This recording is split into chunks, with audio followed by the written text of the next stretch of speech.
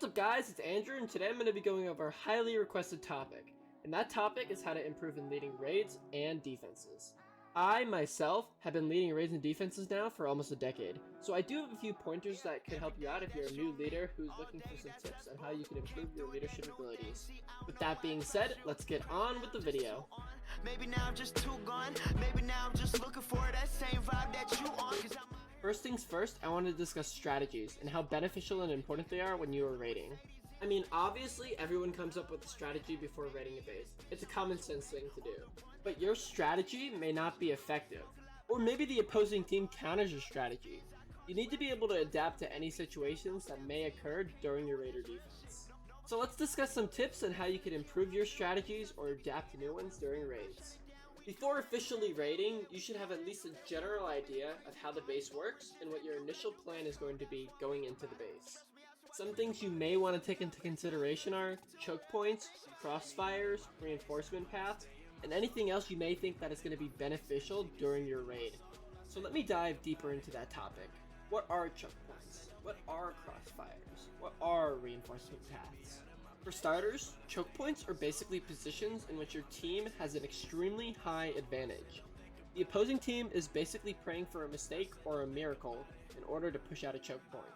You should try and identify useful choke points whenever you are raiding or defending, and use these to your advantage against the opposing team. It's important to note that you should try and avoid choke points held by the other team too. As stated before, it's basically suicide if you try to push out these points. However, if you find yourself in a situation where you must push out a choke point, you should try and push as quickly through it as possible. This gives the opposing team the minimum amount of time where they get to shoot at you, and you reach cover much faster. Crossfires are also a key component to winning any raid or defense you may find yourself in. A lot of leaders find themselves wondering, what are the best positions in any map?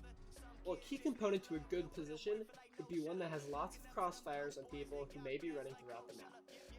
Crossfires are essentially positions where players can shoot people without really being shot back at, as the enemy is being shot from multiple directions and really won't know which way to look.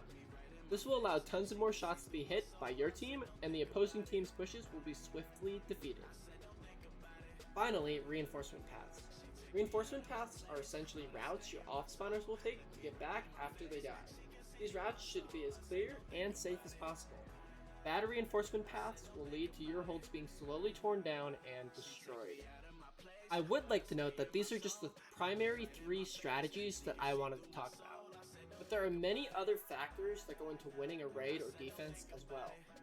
These are just the primary 3 that I specifically wanted to talk about. Looking right at my face, she can see through my soul. I said don't think about it. The other topic I wanted to talk about is control and confidence. Without these 2 key factors, your raid will fall in chaos and you will be defeated easily. So let's start off with control.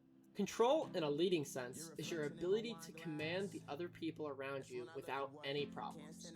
To gain control of those around you, you should let everyone know that you're the one in charge, but while also being respectful of those around you. You should try your best not to lose your temper on anyone who may not be listening up to your standards, and stay away from meetings. These things will make your team not want to listen even more than before, and it may even affect their gameplay now that their mood has been removed. This ties closely with my second point, confidence. You don't actually have to be confident in any of the plays that you make, but you should at least sound confident. Leaders who don't sound confident in their called plays will lower the team's morale and make people overall play worse. It also tends to cause people to listen less of what you say, since they think you're not as good of a leader. Therefore, sound as confident as possible whenever you make a play, to the very last second.